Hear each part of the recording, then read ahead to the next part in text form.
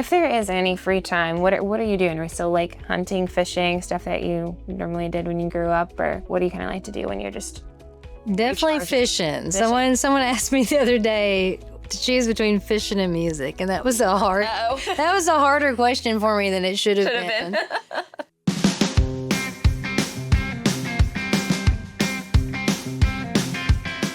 Hey y'all, welcome back to the Real Country Podcast. This time we are at Skinny Dennis in Nashville, Tennessee with Kentucky native singer-songwriter Kelsey Waldon. We are celebrating tonight the upcoming release of your new album, Every Ghost. How are you? Yes, we are. I'm doing great. Good. How are you doing? Oh, I'm good. I'm excited Feeling good? for this.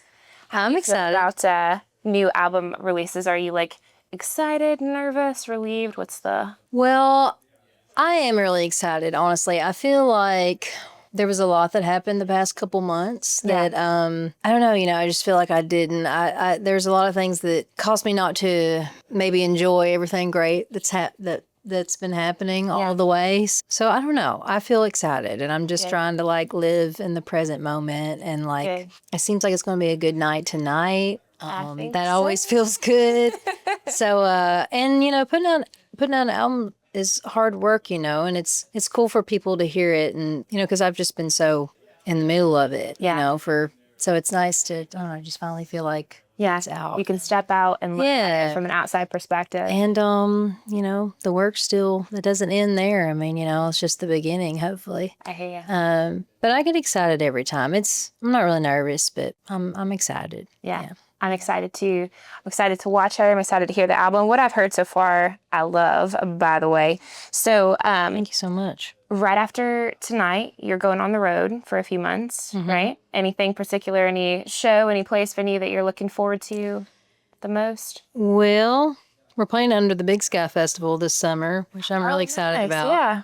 Out in Montana. And that's one I've wanted to do for a while. So we're doing that, playing Floyd Fest. My release show is in New York City this Friday. And then in November, we're playing the Ryman. Oh, nice. With 49 Winchester. That'll be amazing. This is your first time at the Ryman? It is not my first time. It's kind of crazy because everybody was like, really? Like, it's your... But, and there was some confusion about this, so I will just make it straight right now. I have been a guest numerous times. Like, my opera debut was at the Ryman, and then I sang with John Prine at the Ryman during his Tree Forgiveness tour. And then I've done numerous, like, guest spots, but I've never had, like, my name on a bill. Yeah. Like, with my band. Like, I've never had, like, a 45-minute set of my own at the Ryman. Yeah. And so this year's the year. There you go. Yeah. You said with 49. Oh, that's going to be amazing. Yeah. I'm getting tickets immediately. Yeah, you better. I'm like, Oh, the Ryman. You better. I wonder if they're going to sell out, so you better get them. I'll get them. Yeah, we'll get them soon. And you said November? November 15th. I'm on that tonight. So from Kentucky, what part? Born and raised in Kentucky? Oh, yeah. Yeah. Oh, yeah. My family's been there I'm the only one that has left. Really? I didn't even go that far. I just went like 2.5 hours down the road, south. 3 hours. Yeah. But, and then, of course, where I live now in Cheatham is a little bit closer to the border. Everybody always jokes that I'm getting closer and closer. But, I grew up in Ballard County, which is in far western Kentucky. Okay. About as furthest west as you can get, honestly. It's really interesting over there. I always call it the Kentucky Swamp, because I literally grew up kind of in the river bottoms. And I could see Mound City, Illinois, across the Ohio River from my house. Yeah. But yeah, my dad had a duck hunting lodge there, deer and fish, and that's what we grew up in. Outdoor stuff. Well, I don't know. I was born and raised in a hunting lodge, which is kind of unique. That's a Not so people can say that. A lot of men being away from their wives and hanging out. I don't know. I just mean it was just a really interesting upbringing. But yeah, that's what they do. Yeah, that's what they do. Yeah, I'm from. I always tell people I'm from the Louisville area because I am, but the Indiana side. Yeah. So Kentuckiana, I guess, is what they call it. Ohio River across from Indiana and Kentucky. But I love Kentucky. Oh yeah. My fiddle player, Blakely, lives in Louisville. Okay. Yeah. Nice. So yeah, I still feel, like definitely a big part of the community still, and like the music scene. And I mean, I would call that like, if not my first home, my second home, I don't know. Sure. I feel like Nashville and Kentucky's been pretty good to me, yeah. Well, like you said, huge music scene there too. There's amazing artists coming out of Kentucky, Eastern, Western, all over. Yeah. For sure. And I mean, a lot of us too kind of came up together, knew each other, playing festivals across the state, like, years ago. And so, That's great. I love that. So when Sure. did you come to Tennessee? It had to be probably 2012 now. 2012? So 13-ish years ago? Yeah. Yeah. Me too. I was Well, here they say a 2013. 10-year town, but it's longer than that. But, Yeah. But of course, you don't have to come here to be successful or anything like that. But, I did find, like-minded people, and eventually, my band and my team and stuff's here. So, Yeah. We've made the best of both worlds living out in Cheatham County. So, I love it. And Yeah. I know Tennessee's great. And Yeah.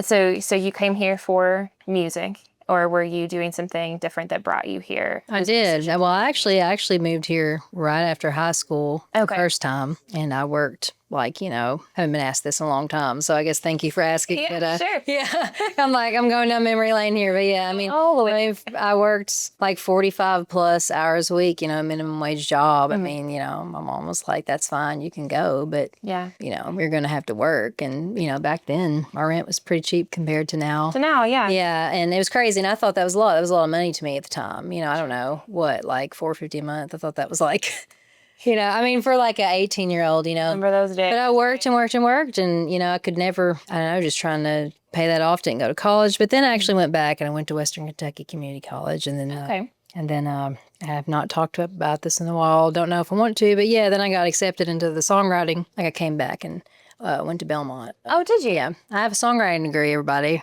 I'm a real songwriter. No, I was joking. I had no idea they did songwriting. I would have been one. I would have been one no matter what happened. But I was really young then, and that helped me get back, And I was the first person in my family to graduate from college, and that meant a lot to everybody. Were you? Well, congratulations. So, yeah. That's amazing. So they're obviously proud of you. Yes, and that feels like a long time ago now. Like it literally feels like I've lived lifetimes. Oh my gosh, so many lifetimes since then. But yeah. Yeah. I went to Belmont. Well, I didn't go for undergrad. I went for grad school and got a degree in music too. But little did I know, music business does like zero things for you. It's just all about, you're real. You're gonna learn what you need to learn when you're out there doing it. I was still playing in clubs. The 5-spot, like getting my own bands together, like outside of. I didn't really do a lot on campus, honestly. A lot of my friends were. My first big scene in Nashville was the bluegrass scene. I feel like they just. Just accepted me with open arms. And that's where I met a lot of people that I still know, today. So yeah. Good. I love to hear that. That's cool. Released 2 albums on my own. And then, Oh Boy released White Noise. And then the rest has been history after that. So, yes, ma'am. Absolutely has. How does where you came from reflect in your music today in the way that you write? Well, honestly, it still influences me all the time. I have so much... dare we say ghosts? I definitely got some ghosts from back home, that have followed me. But Kentucky is always a part of me. My upbringing, I feel like it was really, there was some really tough stuff. There was some really great stuff, And I think where I'm from too has a lot of rich, cultural character. Yeah. And I don't know, the stories. My granny was a storyteller. She wrote poems and played music. And then my great grandmother, thumb-picked guitar. So that was just in our family. And I would say everything I do is like I just still kind of embody that, Yeah, past it's a part of me. Experiences, very introspective. A lot of your lyrics are very heartfelt, reflecting on, I guess, like I said, past experiences and maybe even some hard times. Very much. Well, yeah, yeah. That's that's what country music. There's 2 sides usually to the coin in country music. Yeah. All my country music that I loved, always kind of told the hard stories, and that's what I always related to. So absolutely. Well, let's get into that. Who are some of your inspirations, music-wise? Man, there's really been a lot. I feel like there's a lot too that wouldn't surprise anyone that knows me at all. But growing up, my first concert ever was Patti Loveless in 1994. Ooh. That was the first time.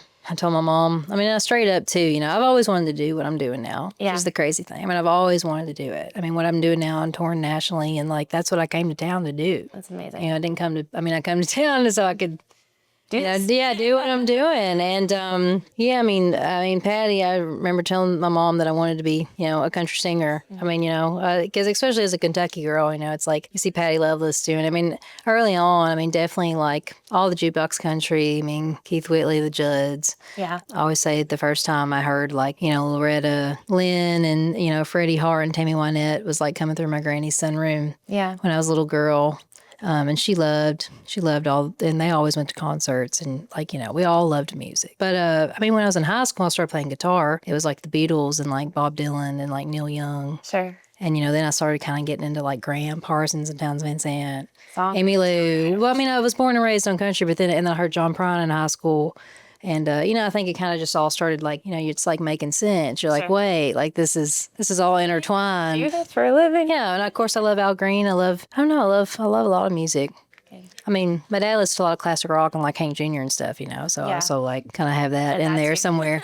Yeah. Very signature and authentic style, which is very like unique to yourself, that pedal steel, that twang, all that, which is amazing. So you have an album last year, There's Always a Song, a compilation of some older classics with some great duets. You've got 49 Winchester on there, S.G. Goodman, another Kentucky native. Yes. Love that. And I know we were kind of talking about that just right now, but what is so special to you about like the older classic country? Is it's just the storytelling element, or like do you feel like it's speaking to you so much? Well, that's really a good question. It does speak to me. I think that's just what I always wanted to be, was those guys and gals. And I mean, I wear my hat cocked to the side because I saw Ralph Stanley and Bill Monroe do it, when I was like a little girl. And I just, I remember I remember the way, seeing Ralph Stanley sing for the first time and just hearing him. I mean, I remember how that made me feel, And I don't know. I just, I'm not sure. I mean, there's definitely like modern music that speaks to me. Yeah. But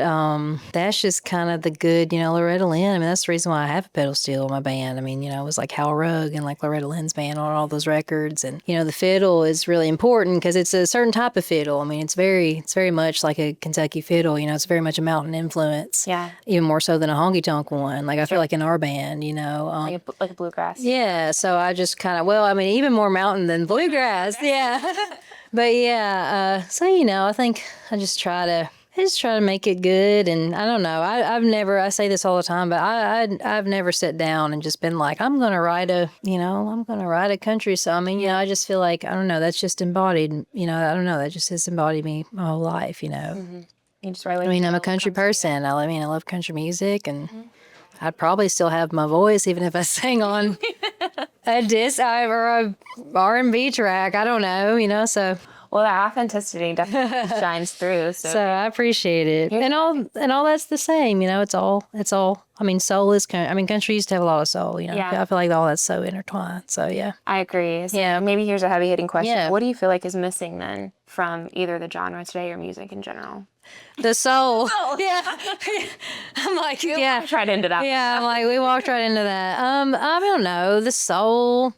I mean, we interrupt this chat to take a quick break to give a shout out to our sponsor, Modern West Media, the marketing agency for the Western world. If you're a ranch owner, rodeo host, brand, horse trainer, online equine coach, or anyone taking the spirit of the West and keeping it alive, these are the folks that you want in your corner. They don't just run ads, they understand the culture. From digital campaigns to brand strategy, Modern West Media helps Western businesses grow without losing what makes them real. So if you're ready to reach more of the right people, head to www.modernwestmedia.com and book your free marketing audit. All right. I feel like there's maybe just being genuine, I mean, I feel like there's a lot of people, and it's fine to be cool, but there's people probably trying to be a little too cool, and it's like you can just be. I mean, I feel like I just respect something more if I can see, even if it's not like quote unquote like good or the best thing you've ever heard. Yeah. Like if it feels genuine coming from somebody, I'm like, I can respect that. Yeah. And I can like, you know what I mean? Mm-hmm. I can respect that. And it's like, I see you. So, yeah, I don't know. Well, I mean, what do I know? But I would say the soul. I think you know a lot. Sure. Well, that's what I would say. Yeah, I would definitely agree. So, well, let's talk about the album. So we have Every Ghost coming out Friday. What was it like making this album? What's different about this one than maybe any of your other ones? Yeah, well, that's a great question. I feel like I've been working on dialing in my sound for a really long time. I love this era of my band. I love my band, the Mule Skinners. It's been, and you can really tell that, on this record, I feel like it really does encompass like, obviously it's like me and it's about me, but it really does kind of like you can just feel the whole vibe of this band, I feel like. Yeah. And it feels a lot darker than a lot of the other ones. Okay. Sonically and also just maybe subject-wise. But honestly, I mean, I'm just writing about, I'm just writing about life. I mean, we all write, it's all, I mean, through it. I mean, there's been, stuff about grief on my other albums too. Sure. But I know but there's definitely, I don't know, I'm really, really proud of this record. And no matter what people think about it, I mean, I hope the songs resonate with people. But no matter what people think about it, I know how we all felt when we left the studio in Memphis, So that's what I hang on to. Yeah. And I think all my albums have been true to me. It's just where I was. But I don't know, there's something about this one that's really lived in. Yeah. And I don't know how to describe it. I love that. I don't know how to describe it other than like, you know what I mean? Like it just feels really, it just feels really lived in. Like you're telling your story. Well, I mean, I feel like I've always been telling my story, but I think, I don't know.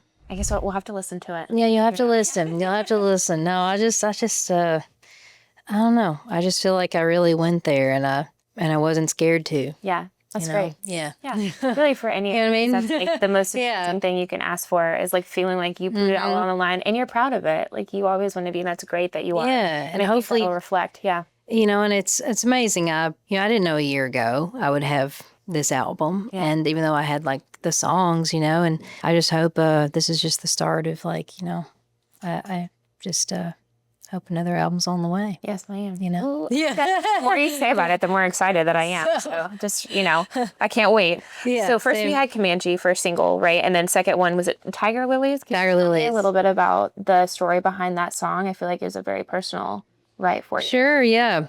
They were, honestly, all these songs that you will hear, they're definitely personal, okay.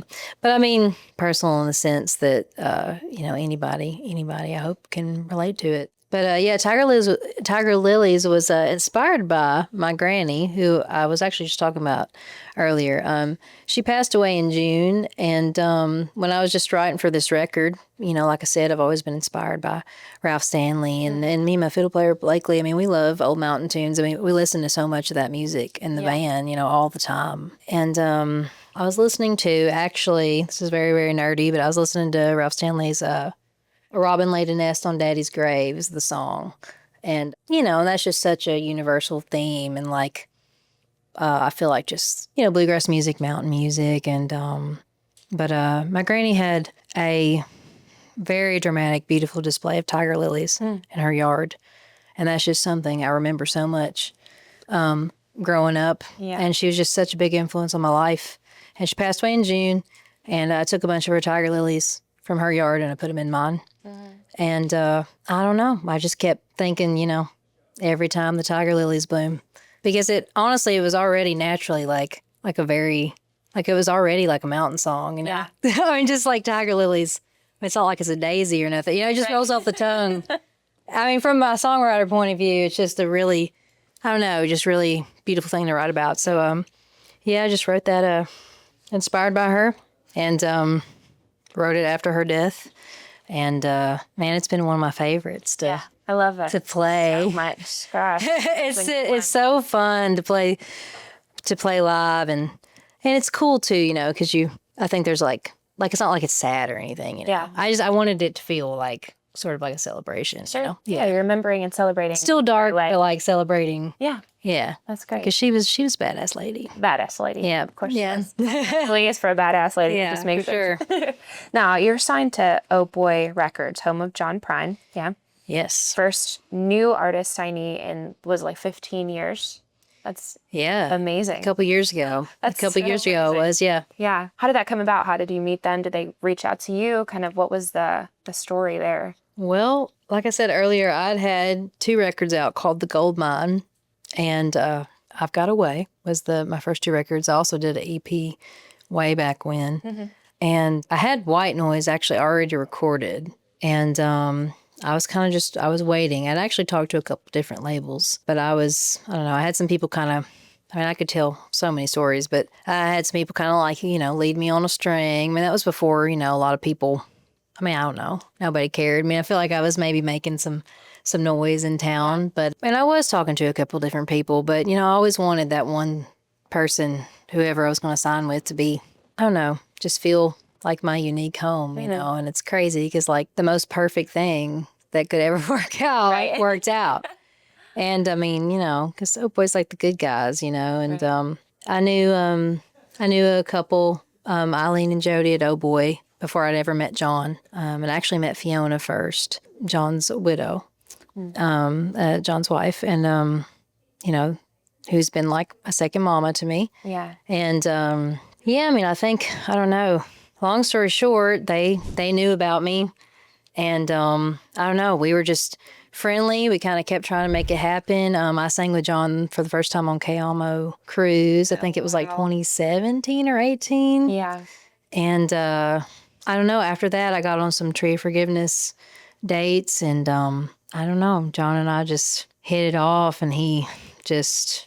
I guess the rest was history. Yeah. You know, we made it happen, and I ended up being the first artist signed to Old Boy. So yeah, it's been really cool, and it's been really, really amazing to watch the legacy, you know, continue to grow with everybody else too that has been signed. That speaks volumes in itself. Being first, you know, we got to carry on too, especially after, you know, John's passing, and that was a very, very sad thing. I mean, I can, remember it like it was yesterday. And it's just an honor. I mean, John was my hero when I was 16. Yeah. And then he ended up being my friend. And your friend. So, wow. Yeah, so that was cool. Moment. That's amazing. You know, and sort of my mentor, really. I mean, if I'm being honest. So I just, you know, those were the only last couple of years of his life. So I feel very, I don't know, dare I say blessed to have just known him at that time, you know, because he was really having you know, the most fun I think he had ever had. Yeah. You know, on the Tree of Forgiveness. Like, oh, wow. Yeah, I mean, he was like dancing on stage, you know. I mean, he was really. I love that. He was really. I felt like he was getting his flowers. Yeah. I mean, and just enjoying every minute. Yeah. Oh, and I learned a lot from those dates. I still use a lot of tricks I learned, you know. Oh, from being on stage with them, and what kind of. I just like doing the bow, doing the some stage tricks from him, and the hat trick from Ralph Stanley. Right? Yeah. Okay. So yeah, for sure. This right here. Yeah, there's probably more to that story about how I got signed to Old Boy, but yeah, well, that's great. We made it happen. That's what we made it happen. You did. Yeah. So, well, congrats. Thank you so much. Awesome. I mean, I could talk forever about. I'm going to write a book one day. You should write a book about my life. Amazing. Yeah. So he was in your town, but also actually like 15 in your town. No, it's more than that. All my buds that have been, you know, I mean, Haley Witters has that song 10 Year Town, right? Yeah. And I have known her for about that. We used to play at the basement and stuff. Oh, really? Years ago. Yeah. That's great. Yeah. There's a podcast out there that's like 10 Year Town too or something as well. Maybe I have to go back and think who does it, but I think there's a podcast called that. I'll have to get on it. Yeah. No, yes, absolutely. I'll rack my brain to figure out who does it. But so if there is any free time, what are you doing? Are you still like hunting, fishing, stuff that you normally did when you grew up? Or what do you kind of like to do when you're just... Definitely fishing. Someone asked me the other day to choose between fishing and music, and that was a harder question for me than it should have been.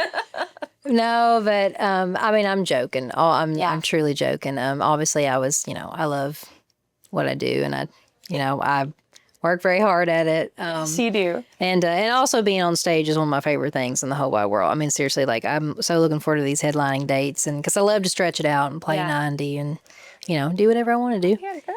And, but no, I mean, honestly, like taking my little red heeler Luna places, I feel like it's either just honestly reading, fishing, going up to Lake Barkley, Western Kentucky. You know, I take care of my garden. It's looking pretty good right now, and I hope it survives while I'm gone. I'm not sure it will.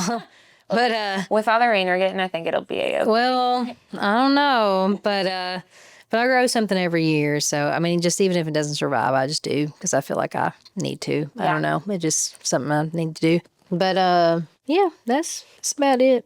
Take a nice chill walk every day with the dog. And yeah, definitely fishing. There you go. Yeah. An escape from the world. Do something that's peaceful that you enjoy doing. Yeah, I like the concentration. I like the not looking, not scrolling, you know, and being totally present, like you said before. Yeah, and I'm pretty competitive. I get, you know, I don't know. I'm competitive even with myself.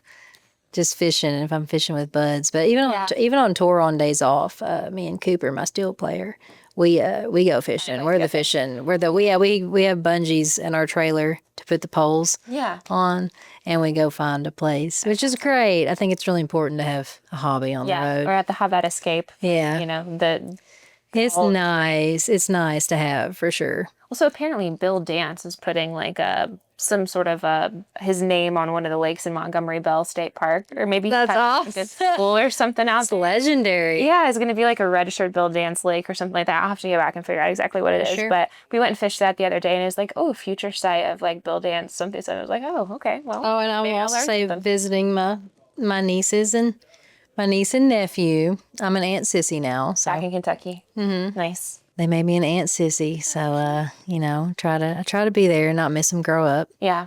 Yeah. What about any other animals other than a dog? You got chickens? I do. Oh, you do? Mm-hmm. I do have chickens. I only have, we've had, I raised some from Tractor Supply, since they were chicks. And then we have a bunch of other ones that we have like 7 left now. I actually would love to get more. I tried to get more before we left for tour, but I didn't want to get them too small. And just because I don't know, I'm about to leave. And I was like, I don't want anything to have. You some of mine, 100%. I would love to. Rooster, I'm all sending away.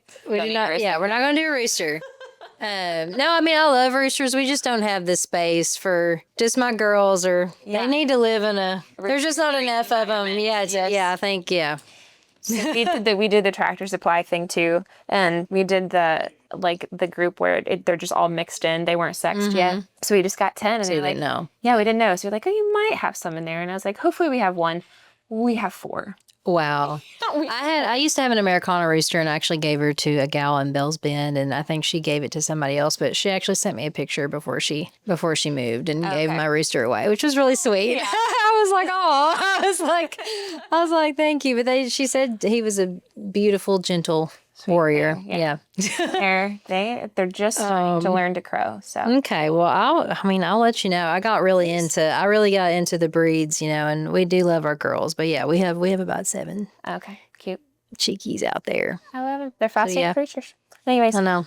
Well, Kelsey, thank you so much. Good luck tonight. So I appreciate you being on. And everyone out there, make sure you go check. I don't know when this is going to come out. Her album's probably going to be out when this comes out. So make sure you go check out Every Ghost. Go check the tour dates so you can go see her live. Follow her wherever you get your music and support, because you will not be sorry. Amazing music. Thank you so much. Thank you. Thank you, Nikki. So, yeah, I appreciate it. Thanks, guys.